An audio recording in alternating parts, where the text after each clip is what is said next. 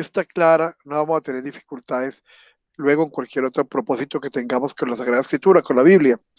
Pero sobre todo, nuestra realidad es que estamos en un medio donde el protestantismo crece día a día y parte de su indicta, parte de su exposición es el supuesto conocimiento de la Escritura. Y entonces se parte de que se han aprendido unas citas bíblicas y se cree que ya conoce suficiente conocimiento. Cuando tenemos una concepción clara de todo ese proceso teológico que lleva a la palabra de Dios, ya no vamos a caer bajo el engaño de personas que nos quieren hacer creer lo que no es. Entonces venimos viendo en la teología bíblica el fenómeno de la inspiración y de la revelación. ¿Qué es la inspiración? En la clase anterior vimos cómo a partir del Antiguo Testamento y de la división que hacían los judíos en tres grupos, la Biblia la dividían en tres partes, Ernesto.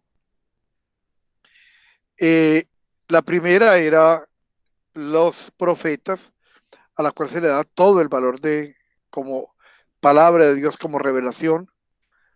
Luego, la ley, la Torá, con la misma acogida, y unos libros que poco a poco van entrando y siendo entendidos como inspirados por Dios, que ellos lo llaman otros escritos, que son libros históricos, los sapienciales, en fin, otros libros del Antiguo Testamento. Y vamos a ver, y vimos también cómo incluso los apóstoles, la comunidad cristiana primitiva y el mismo Señor Jesucristo en muchos momentos hace citas de esos textos, validándolos y dándoles ese carácter inspirado. Cuando aparece entonces, cuando empieza el siglo segundo, va a haber un fenómeno muy particular en la iglesia. Ya a mediados del siglo primero de la era cristiana, Pablo accidentalmente tiene que enviar una carta por una dificultad que se presenta en la iglesia de Tesalónica, y esa carta tiene una gran acogida y se lee insistentemente en las asambleas eucarísticas y luego la copian otros y se difunde. Y entonces Pablo ve que es un medio muy interesante para poder evangelizar, para poder llevar la palabra de Dios a la gente. Y empieza un proceso en que se empieza a escribir, pero son obras separadas, no están compendiadas. Entonces, esas obras sueltas, eh, va a haber una gran cantidad, empezando el siglo segundo, una gran cantidad de literatura de ese carácter religioso. Si en el Nuevo Testamento acogemos 27 libros, podemos hablar de que tranquilamente hay más de 400, mucho más de 400 o 500 escritos. Entonces, ¿cómo se escogieron, cómo se dio el carácter de inspirados de esos textos? A veces, tristemente, encuentro unas posiciones absurdas. En alguna ocasión oía un protestante hablando de que era, cuando se les decía que ellos no aceptaban unos libros de la Biblia, que habían sacado 7 libros. No, es que eso fue el Vaticano, la Iglesia Católica, por Dios. Cuando eso sucedió y se quejaron del Antiguo Testamento, ni siquiera había venido Cristo, ni existía absolutamente nada de eso. Es como decir que la institución que va a existir en el año 3000 es la que regenta los problemas que vive Colombia en este momento. Es una cosa totalmente absurda. Y con el Nuevo Testamento, pues mucho más claro. Entonces, no, eso fue, incluso hay quienes dicen que de una forma también absurda, que fue Constantino el que escogió y manejó todo eso. Constantino es el hombre que le da, que acaba la persecución contra el cristianismo y acoge y lleva incluso a que el cristianismo sea la religión oficial del imperio. Pero esas locuras de que se escogió con ese tipo de criterios, tenemos que empezar a descartarlas. ¿Cómo se escoge? Vamos a tener varios criterios, pero el más importante y el fundamental es los textos que fueron habitualmente eh, escogidos en las asambleas litúrgicas. Cuando en muchas partes se leían textos similares, ese texto es porque la comunidad entera lo aprobó, lo sintió, lo validó como inspirado. En primer lugar, Pues porque cuando hablaba de Jesús, muchos de ellos lo habían conocido, lo habían visto en 2 o 3 ocasiones, pero habían oído hablar de él muchas veces y habían escuchado sobre todo la predicación apostólica. Entonces, cuando aparece una cantidad de textos que aparecen en la liturgia, o mejor, que se le presentan a la comunidad cristiana primitiva, a esa iglesia naciente, van a llevar a sus actos litúrgicos, sus actos de culto, aquellos a los que ellos le dan un carácter sagrado. Y eso va a ser muy claro y muy generalizado, empezando el siglo segundo. Entonces, otra prueba es que eh, ya a los poquitos días ya no cualquiera podía leer el texto. Se hacía oficialmente la liturgia. Eran unos especiales, los lectores, los clérigos. Y eso está indicando la estima, el concepto y el carácter sagrado que desde el comienzo de la iglesia se le dieron a esos textos, reconociendo su carácter de inspirados. Obviamente, también en las asambleas se leían otros textos que no eran inspirados y la gente tenía claro que no lo eran. Por ejemplo, las actas de los mártires, la historia de muchos santos. Todo eso se hacía para complementar la liturgia, pero no tenían el carácter sagrado, que sí tenían los textos que consideraron inspirados y que luego van a ser parte de la Biblia, que eran leídos por los clérigos, que tienen las condiciones particulares. Eso se nota de una manera clara en el concilio de Hipona, en el año 393, donde el concilio dice, fuera de los textos canónicos, no se lean las asambleas bajo el nombre de Divinas Escrituras, nada más. No se lea nada en la asamblea bajo el nombre de Divinas Escrituras. O sea, Divinas Escrituras o Sagradas Escrituras son los textos canónicos. Y hablamos entonces de un primer canon. Canon significa lista en griego. Y ese primer canon se da porque ante la proliferación de herejías, apenas estaba empezando a perfilar y a definir los elementos teológicos de quién es la persona de Jesús, del el carácter trinitario de Dios. Todos esos conceptos aparecen una cantidad de ideas absurdas y otras ideas muy simpáticas que eran los conceptos casi de supermercado. Esto sí y esto no. Y la fe es un compendio integral, o se acepta todo o se rechaza todo. Entonces, de hecho, la palabra hereje significa escoger. El que escoge en qué sí y en qué no. Entonces, es un compendio total. Entonces, ante todo eso y ante esa gran cantidad de literatura que aparece, la iglesia empieza a sacar una primera lista, un primer canon, que va a permanecer casi sin modificaciones hasta que ya se publica y se compendia la primera Biblia, que es la Biblia Vulgata de San Jerónimo. Otro elemento que habla del carácter sagrado, del carácter inspirado que tenían esos textos, es la lectura privada que hacían de ellos para su propio crecimiento espiritual. Entonces, encontramos que hubo obras que hubo que copiar muchas veces, que se buscaban, no había imprenta, que se copiaban, porque en sí el sentir de la comunidad era que era un texto inspirado por Dios. Y recordemos el antiguo adagio romano de voz populi, voz Dei, la voz del pueblo, la voz de Dios. Entonces vemos también en las obras de los santos padres muchos comentarios de textos y la explicación de su teología, la teología de los padres, basada en ellos, ratificando que también los padres le dieron el carácter sagrado a esos textos que luego van a ser parte del Nuevo Testamento. La autoridad de las Sagradas Escrituras era inapelable y reconocida por todos. Se les veneraba hasta tal punto que incluso cuando había alguna persona enferma o alguien, le colocaban un texto de la Escritura encima, pidiendo sanación y buscando sanación. Eso pues es una práctica de religiosidad popular, pero muestra a claras luces el concepto que la comunidad tenía sobre los textos inspirados. Los mismos libros tuvieron sus mártires.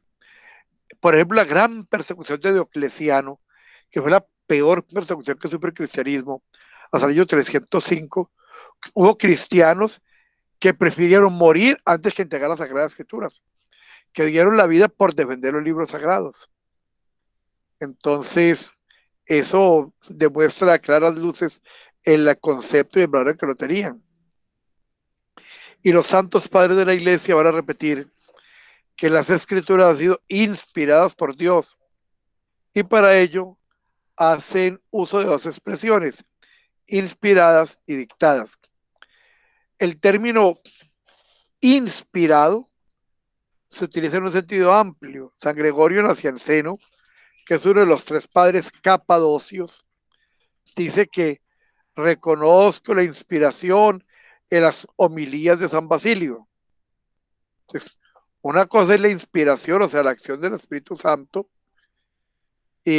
lo que no implica que el texto haya sido dictado. Los padres usan unas fórmulas especiales para explicando los elementos que contenían habitualmente las enseñanzas apostólicas. Entonces van a empezar a darnos unas ideas que van a ser parte de todo ese bagaje teológico nuestro. Primera idea que van a enseñar los padres de la iglesia. Dios es el autor de las escrituras.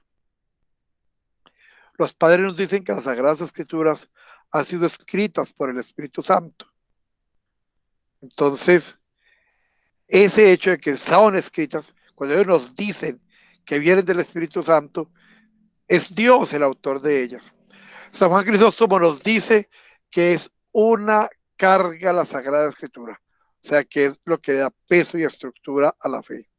San Agustín dice que es un autógrafo de Dios. San Gregorio Magno dice que San Gregorio Magno es el primero que usa la expresión de Dios como autor de la Sagrada Escritura. Es el primero que va a hacer esa definición. Y San Isidoro de Sevilla la va a coger.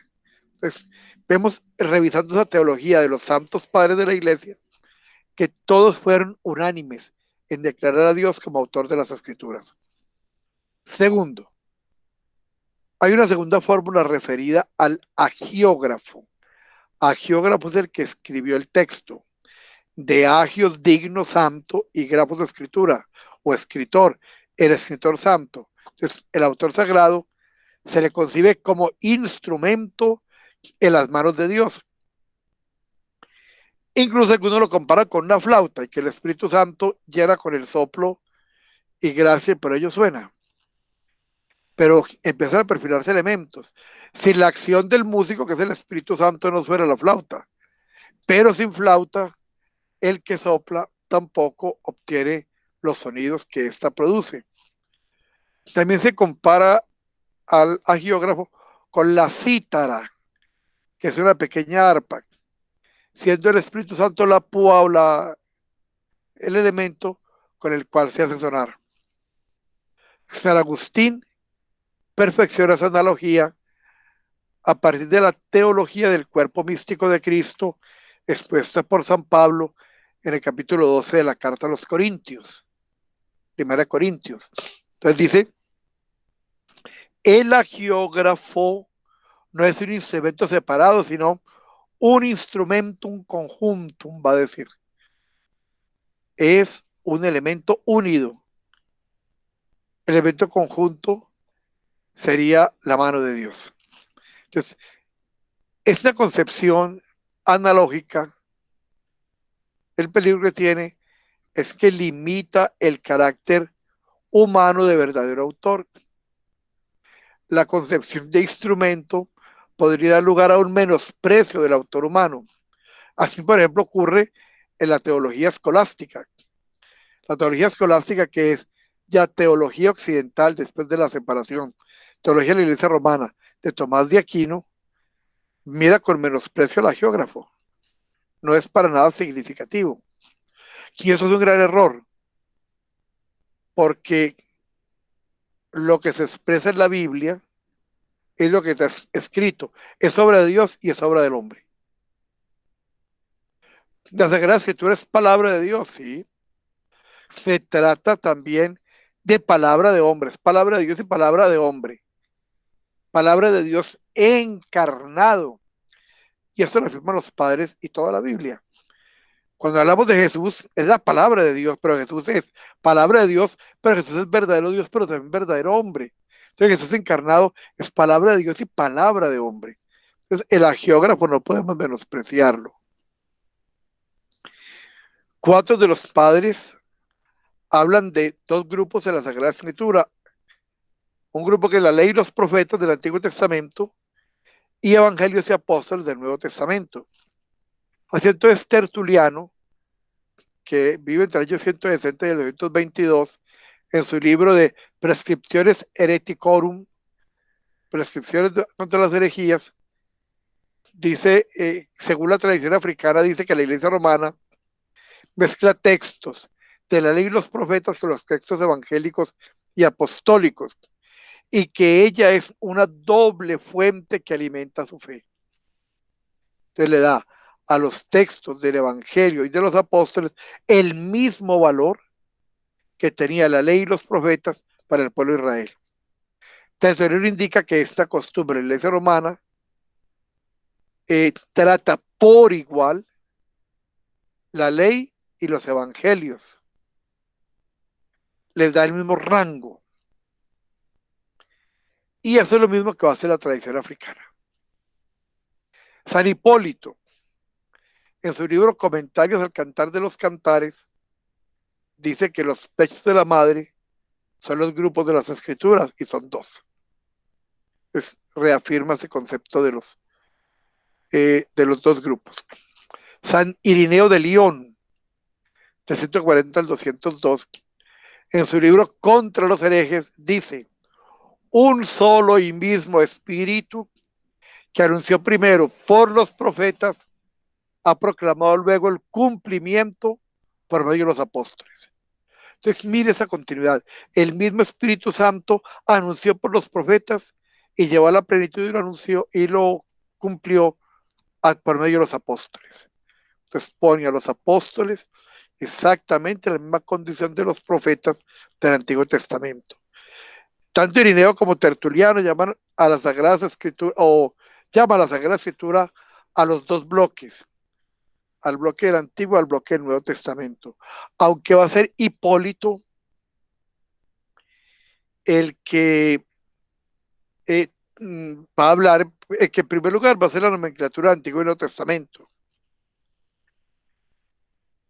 Irineo y Tertuliano todavía no lo tratan, no usan esa terminología, va a ser Hipólito, pero además él dice que la ley y los profetas en el Antiguo Testamento y evangelios y apóstoles en el Nuevo son exactamente iguales y se tratan con igual respeto. Entonces, la iglesia primitiva consideraba desde muy temprano como Sagrada Escritura los escritos que había elaborado la joven iglesia, o sea, el escrito apostólico. Hans Liesmann, un teólogo protestante alemán e historiador reciente, pues de hace un siglo, dice que los evangelios y las epístolas fueron tomados como sagradas escrituras entre el año 150 al 170. O sea, de la comunidad cristiana primitiva, un teólogo protestante. Y que más o menos pudo haber tenido la siguiente evolución. Los dichos de Jesucristo se introducían con la fórmula "ha dicho el Señor".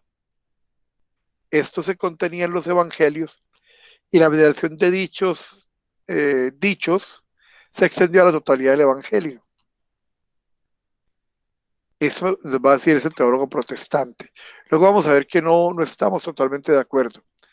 Bueno, pero otro elemento importante es que por esa cantidad de herejías y esa proliferación de literatura cuasi bíblica o espiritual al comienzo del siglo segundo,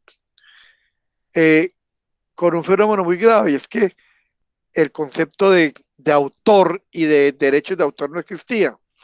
Entonces, cuando alguien quería que se leyera su obra, se la adjudicaba a un escritor célebre. Entonces decía, de San Pablo, por ejemplo, que eran conocidos, entonces le adjudicaron obras que Pablo nunca escribió.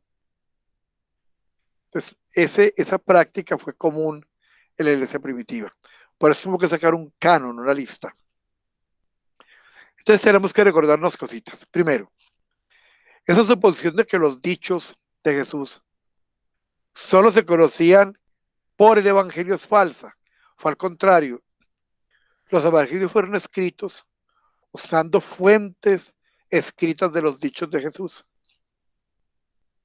Entonces, eso con un error protestante muy común, y es la supravaloración de la escritura y la desvalorización por completo de la tradición. Y no es la tradición la que nace de la escritura, es la escritura la que nace de la tradición. Otro elemento que hay que tener presente, que los evangelios son palabra de Dios, no porque le produzca la palabra de Cristo, sino porque son inspirados por el Espíritu Santo. Otro elemento que tenemos que tener presente, Dios no actúa de forma súbita, sino que el Espíritu Santo va actuando en la iglesia y la va iluminando paulatinamente. La iglesia desde muy pronto, desde sus principios, ha reconocido el Nuevo Testamento como inspirado debido al Espíritu Santo. San Irineo llama escritura a los libros que nos han dejado los apóstoles. Eso expresa la fe tradicional de la iglesia en su polémica contra una herejía muy fuerte que hubo en el siglo II que se llamó el gnosticismo, la gnosis. De los padres apostólicos, o sea, aquellos que vivieron y que conocieron a los apóstoles, han tenido por autógrafos y que los han tenido, los autógrafos en las manos, los usan y citan como regla de fe y costumbres, al igual que el Antiguo Testamento, o sea, valoran por completo el Nuevo Testamento. El gran San Policarpo de Esmirna cita el Nuevo Testamento en sus cartas, una obra fabulosa que sería importante que leyéramos, las cartas de San Policarpo a los esmirnonianos o esmirnonitas. Cita el Nuevo Testamento 100 veces por cada vez que cita el Antiguo en sus escritos. O sea, por 3 o 4 veces llama escritura a un evangelio o a una epístola y cita cantidad de veces los textos del Nuevo Testamento, mostrando así que la comunidad entera los tenía por tales, por inspirados. En tiempos de San Justino, que es hacia el año 100, se leían conjuntamente los apóstoles y los profetas en las asambleas dominicales, en las Eucaristías. En la segunda carta de Pedro 3:15 se llama escritura a una epístola de San Pablo. O sea, Pedro muestra también esa realidad que la comunidad cristiana primitiva percibía. Para las comunidades apostólicas se tenían por inspirados los escritos de los apóstoles. Entonces la iglesia había anunciado repetidamente la inspiración de los libros sagrados. ¿Cuál es la idea? La idea es que nos quede supremamente bien argumentado y claro ese carácter de inspirado de la escritura, porque de ahí surge su autoridad. Si yo considero que la escritura tiene el mismo valor que cualquier escrito que aparezca hoy en día, pues entonces se desvirtúan por completo los elementos básicos de nuestra fe. ¿Por qué digo que la fe? Porque miren, un elemento muy importante que es el credo, lo llamamos símbolo niceno-constantinopolitano, porque tiene 12 artículos, los 7 primeros se definieron en el Concilio de Nicea en el año 325 y los últimos 5 en el primer Concilio de Constantinopla en el año 381. Y dice, creemos en el Espíritu Santo que habló por medio de los profetas. O sea, el Espíritu Santo habla según esa afirmación básica de nuestra fe. Recordemos que fuimos bautizados en esa creencia. Nuestros padrinos rezaron el credo 3 veces y fue esa la fe la que lo bautizaron, la fe que proclama el credo. En una obra que se llama Statuta Ecclesiam Antiqua del siglo V, se ordena preguntar a los que van a ser ordenados obispos. A que van a ordenar obispo se le hacía y se le hace todavía un interrogatorio público de su fe. Ante toda la comunidad dicen que creen. Entonces, en esta Estatuta Ecclesiam Antiqua se dice que hay que preguntarle al que va a ser ordenado obispo si cree que sea uno y el mismo el autor y Dios del Nuevo y del Antiguo Testamento. Esto es de la ley, de los profetas y de los apóstoles. Entonces, miren, ya no significa que era un elemento reconocido por toda la iglesia. Entonces, la iglesia profesa que el mismo y único Dios es autor del Antiguo y del Nuevo Testamento, es decir, de la ley, de los profetas y del Evangelio, ya que bajo la inspiración del mismo Espíritu Santo hablaron los santos de uno y otro testamento, cuyo libro recibe y venera. Más claro que eso no. En la iglesia latina, y hablo de la iglesia latina porque es un referente importante, ya que es la iglesia que todos conocimos y que está muy cerca, ¿no? De nuestra iglesia hermana. Para citar algunos textos, varios concilios se han referido a esa doctrina. El concilio de Trento, que fue uno de los concilios más importantes de la iglesia romana, pues un sínodo, porque no era un concilio ecuménico, no estaba toda la iglesia, es un sínodo de la iglesia romana, va a decir, Dios único es autor de ambos testamentos.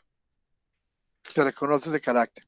El Concilio Vaticano I, que es del siglo XIX, va a decir, dichos libros del Antiguo y Nuevo Testamento íntegros, con todas sus partes, deben ser recibidos por sagrados y canónicos, porque habiendo sido escritos por inspiración del Espíritu Santo, tienen a Dios por autor y como tales han sido entregados a la iglesia. Entonces, es también claro ese pensamiento de Oriente en Occidente. El Concilio Vaticano II, que es del año 1960, añade una explicación de cómo se llevó a cabo la inspiración y llama a los autores sagrados, a los hagiógrafos, verdaderos autores. Así hay muchos más documentos. La encíclica Providentissimas Deus de León XIII, el decreto Lamentabili de San Pío X, la encíclica Spiritus Paraclitus de Benedicto XV, la encíclica Divino Afante Spiritu de Pío XII.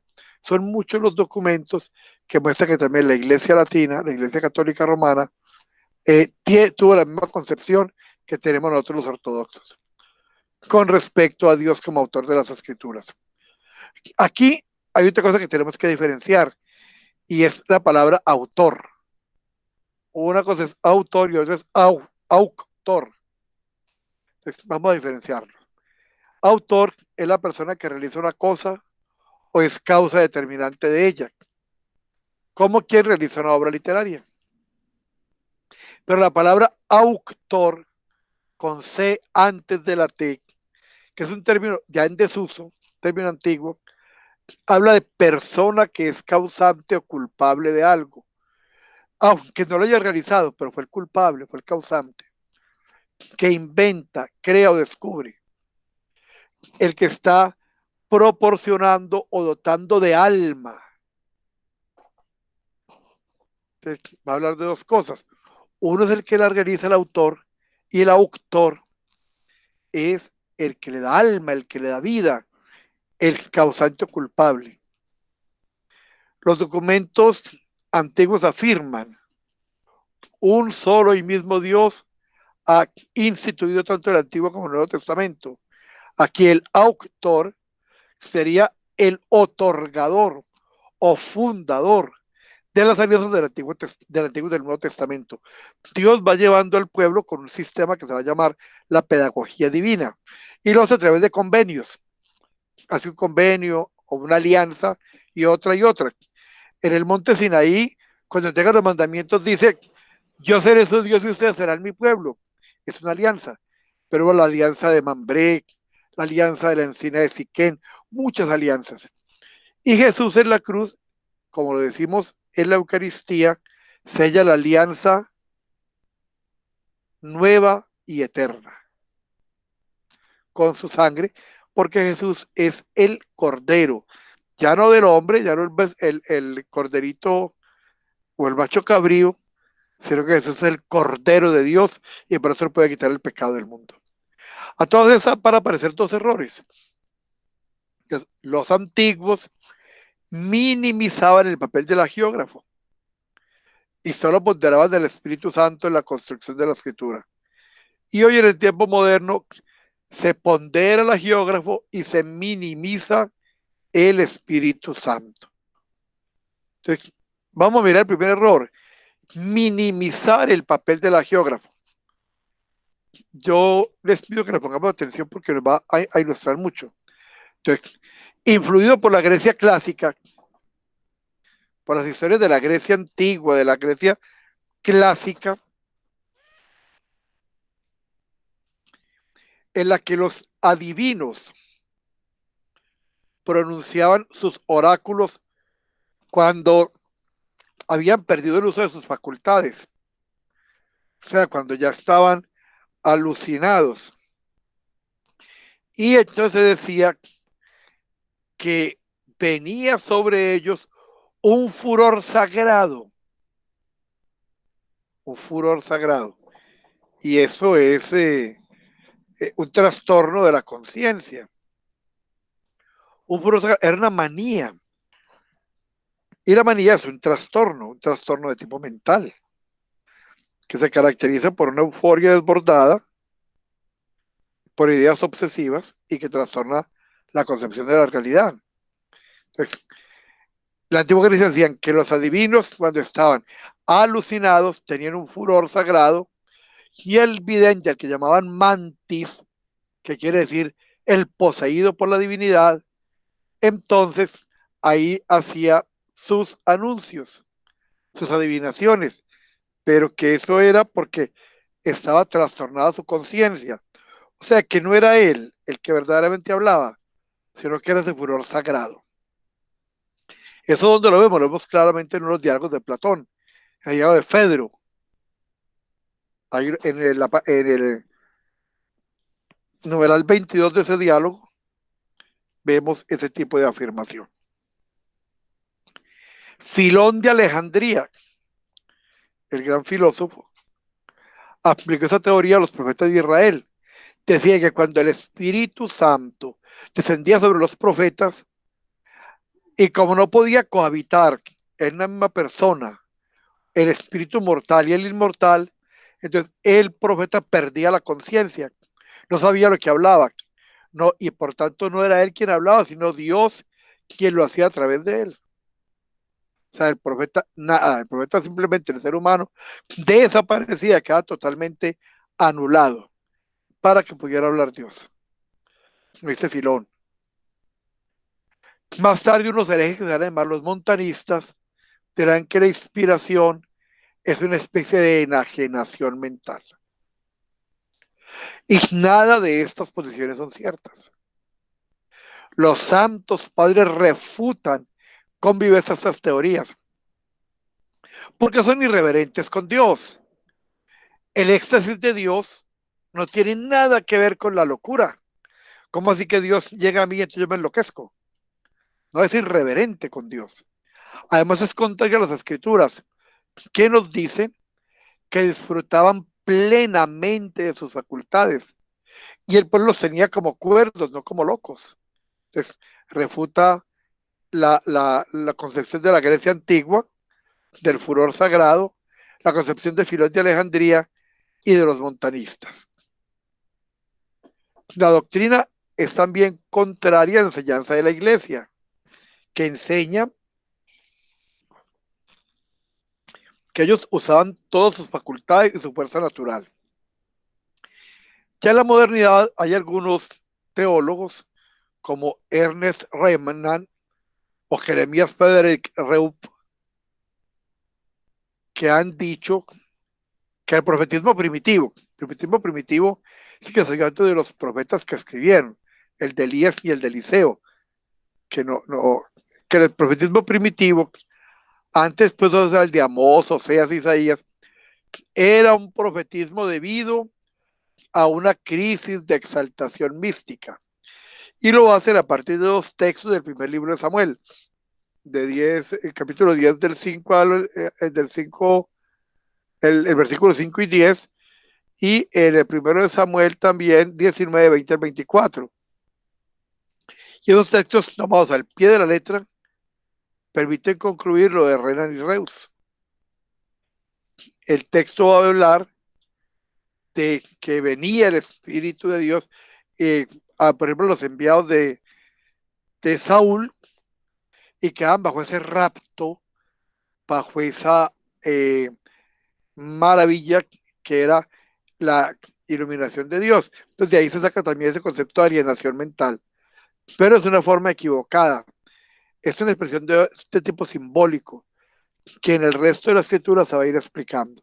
Entonces, ese tipo de profetismo nacido de la alucinación nunca fue parte del pueblo de Israel. Al contrario, los grandes profetas, en primer lugar, nunca dijeron: yo vengo a hablar de parte de Dios, Dios me está hablando y estoy iluminado. Eso nunca. Incluso muchos ni siquiera dijeron que recibieron el mandato de Dios de ir a hablar al pueblo. Simplemente hablaban y enseñaban, pero sin decir que era Dios el que estaba hablando a través de ellos. Ese estilo, recuerda más bien a los profetas de Baal, en Primera Reyes 18. Recordemos que Baal era un dios pagano, y que los sacerdotes de Baal, que eran muchos, desafían a Samuel, en que si el Dios de él es el verdadero, colocan sobre dos pilas de piedra con madera una res para hacer asada muerta, y entonces los profetas de Baal dicen que le piden a Dios con trastornos emocionales y brincando y con desatino, que a su Dios que les prenda la fogata, y nunca prendió. En cambio, el profeta le echó, no solamente pide a Dios que le prenda la fogata, sino que emparamó la leña, la mojó por completo. Y así todo, Dios hace que el fuego aparezca espontáneamente y demuestra a todo el pueblo que es el Dios verdadero. Entonces, ese estilo de el profeta alucinado es más bien de los profetas de Baal y no de los profetas del pueblo de Israel. Esa historia está en 1 Samuel 18. La segunda, que es la herejía de hoy, donde se minimiza el papel del Espíritu Santo. Solo como analogía podemos semejar la inspiración y el dictado, que es tristemente el concepto de los protestantes. Dios dicta. Por eso, mire, que esta palabra, esta coma, y muchas veces hemos tocado el tema, pero es importante repetirlo. Ese señor, en primer lugar, cree que el autor, el agiógrafo, no tuvo ningún, que simplemente lo que hizo fue copiar lo que él había dictado. Olvidando que Pablo dice que la letra mata, pero es el Espíritu de Dios el que da vida. Entonces, eso no se puede tomar al pie de la letra. Esa confusión se produjo a partir del siglo XV, cuando muchos teólogos forzados o forzando la comparación, sería propiamente la obra de Dios dictada en sus libros a los hombres. Y no es que Dios les hablara al oído, sino que les hacía concebir las palabras que Dios quería que escribiesen. Entonces era un dictado. Algunos incluso decían que el agiógrafo veía una alucinación, y en la alucinación veía el texto y lo único que hacía era copiar lo que el texto decía. Entonces, esa fue una forma que en el siglo XV, que empieza a desarrollarse la ciencia, se utilizó para enfatizar el que la Biblia no contenía errores frente a la ciencia.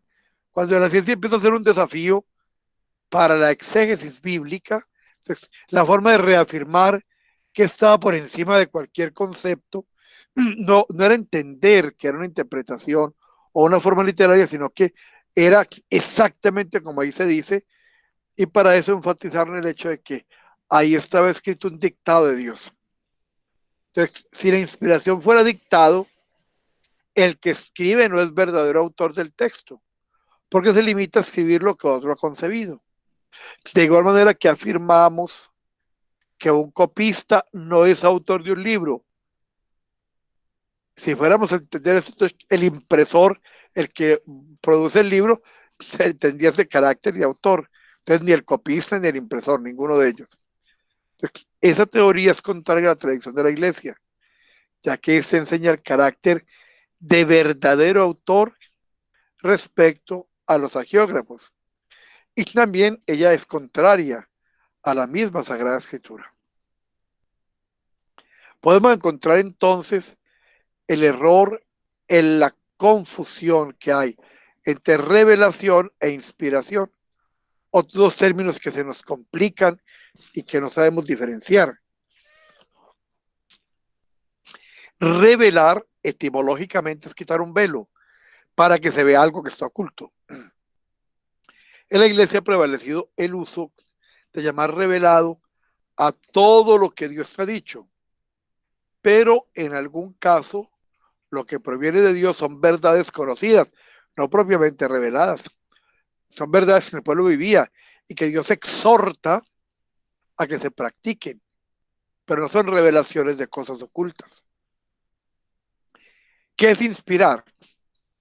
Es la acción divina de mover y concurrir simultáneamente a la transmisión. Ojo, la palabra simultáneo. Simultáneo es al mismo tiempo, a la vez. Entonces, la acción divina de mover y concurrir simultáneamente Dios y hombre.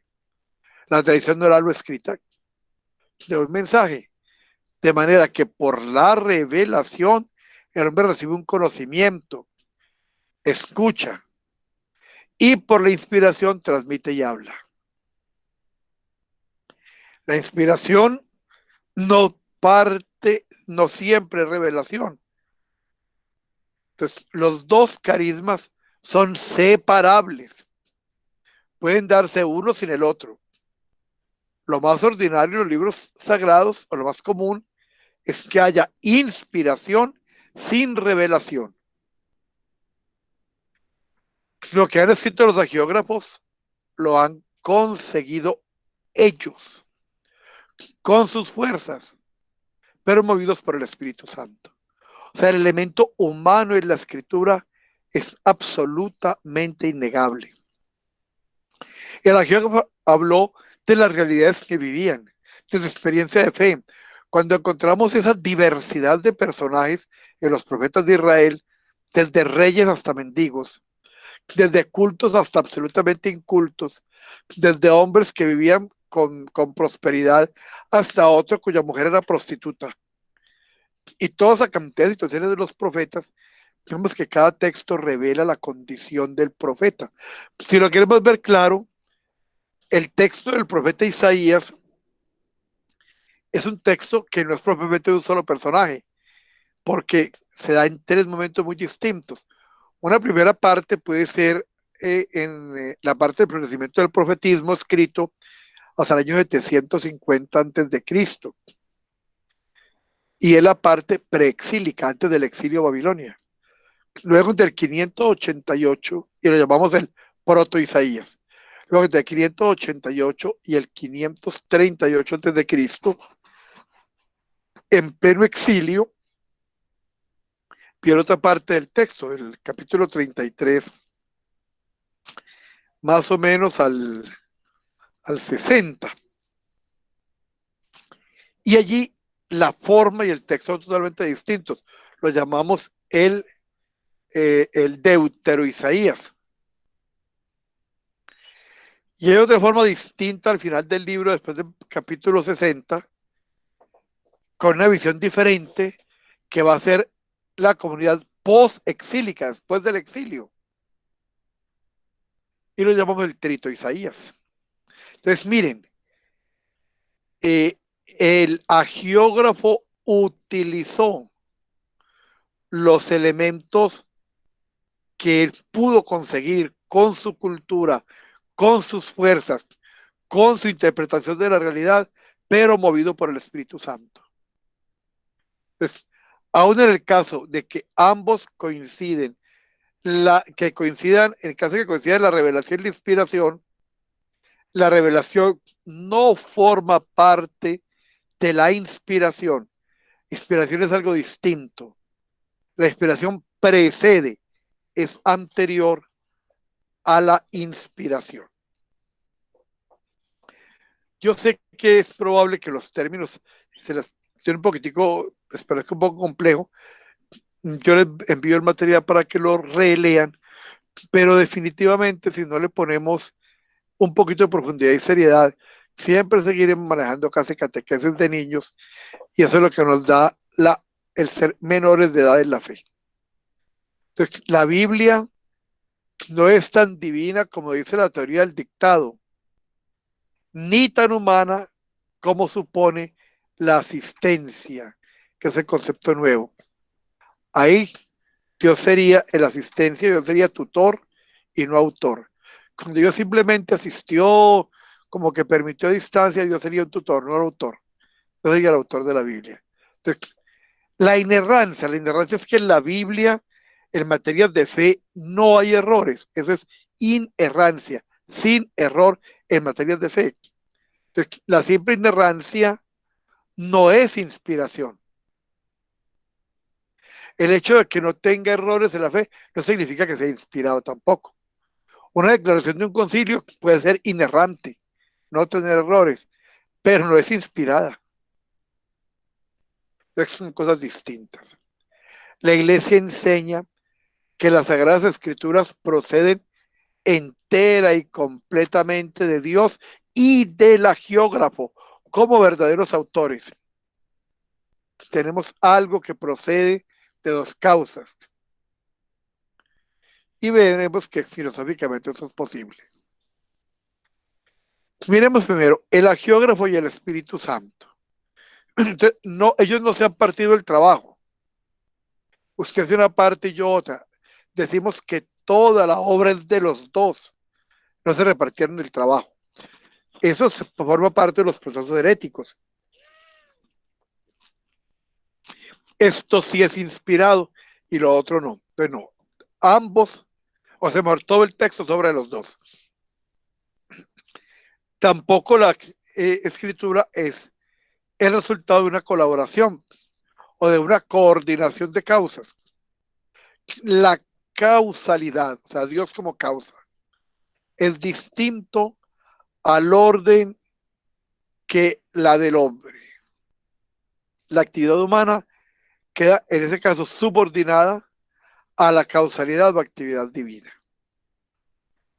Entonces, la teoría filosófica que mejor concibe es la que dice que Dios es el autor o causa principal y el hombre autor o causa instrumental. El Espíritu Santo tomó a los hombres como instrumentos para escribir. Entonces, la causa agente puede ser doble, principal o instrumental. La causa agente, o sea, la causa que inicia, es doble, principal Dios e instrumental el hombre. Entonces, la causa principal obra por su propia virtud. Por ejemplo, el fuego calienta, da calor por su propia virtud. Entonces, la causa principal obra por su propia virtud. Dios obra por su propia virtud. La causa instrumental, que es el agiógrafo o instrumento, no obra por su propia virtud, sino solo en virtud de una noción o influjo que recibe de la causa principal. El agiógrafo no declara verdades propias de él, pero lo hace, en primer lugar, según lo que él entiende y según su realidad. Un hacha no corta un árbol si no tiene un hombre que la use. pero el hombre tampoco puede cortar ese árbol si no dispone de un hacha. Entonces, Dios en su palabra llega hasta nosotros porque el hagiógrafo hizo el proceso escriturístico, pero el hagiógrafo no era el que cortaba el árbol, no era el que se movía en ese orden. El hagiógrafo transmitía lo que Dios le había enseñado. Entonces, como resultado de esta noción, el instrumento se ve elevado a una capacidad superior a la propia naturaleza. El hagiógrafo es elevado a una condición superior a la que él como ser humano estaba, para que participe de la capacidad de la causa principal. Entonces, el hagiógrafo es elevado, no disminuido. Y ve aplicado a la acción. El pincel no tiene aptitud propia de extender los colores, pero pintará un cuadro únicamente cuando el pintor le comunique su capacidad y la aplique al acto de pintar. El instrumento puede ser inanimado o mecánico, puede ser inteligente y libre. El instrumento, no como el pincel solamente. En este último caso, con el instrumento es inteligente y libre, además de ser movido por la causa principal, se mueve a sí mismo. O sea, ya no es el pincel que únicamente hace el trazo que la mano del pintor hace. Como él es inteligente y libre, hace el trazo que hizo la mano del pintor, pero también tiene la forma de hacer movimientos propios.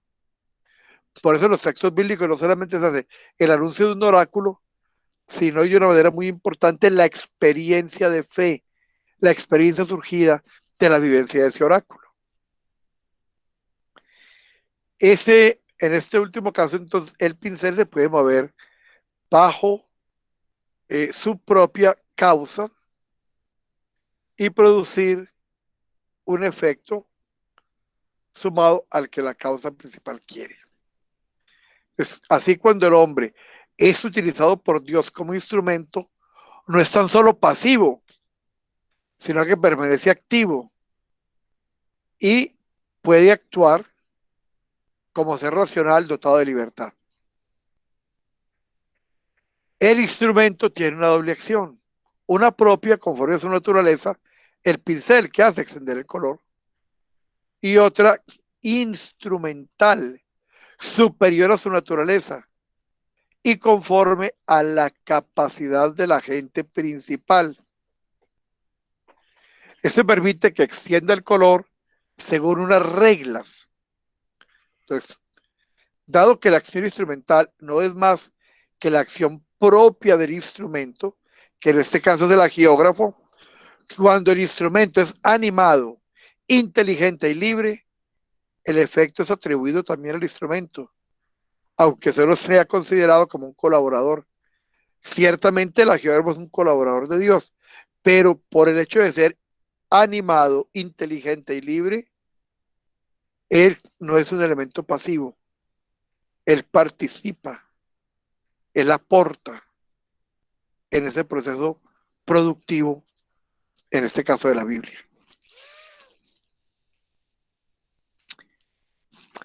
Ya que la doble acción del instrumento es simultánea e inseparable, o sea, la acción propia y la acción instrumental, también el resultado de esta cooperación entre el agente principal, que es Dios, y el agente instrumental, que es el hagiógrafo, debe atribuirse todo el resultado de esa cooperación entre agente principal y agente instrumental, debe atribuirse todo entero al agente principal y todo entero al instrumento, aunque de diferente manera, es decir, principalmente al primero y secundariamente al segundo, pero ambos tienen plena participación. Si bien la acción del agente principal y la del instrumento no están separadas, sino que ambas forman una única acción encaminada a la producción de idéntico efecto. No obstante, el efecto mismo se puede distinguir, en el efecto se pueden distinguir las huellas de los dos agentes, la huella de lo humano y la huella de lo divino. Así el cuadro será más o menos artístico según la habilidad del pintor, pero también según la calidad del pincel o de las pinturas utilizadas. La condición y la exaltación o exaltación que merezca la obra del artista conjuga sus condiciones como artista, su habilidad, pero también la calidad de los elementos que tenga. Ambos juegan para producir el resultado final. Entonces, la capacidad del agente principal es de carácter permanente, habitual. El agente principal, su calidad, su capacidad es permanente, porque es parte de su propia dimensión y realidad. O sea, es una capacidad habitual.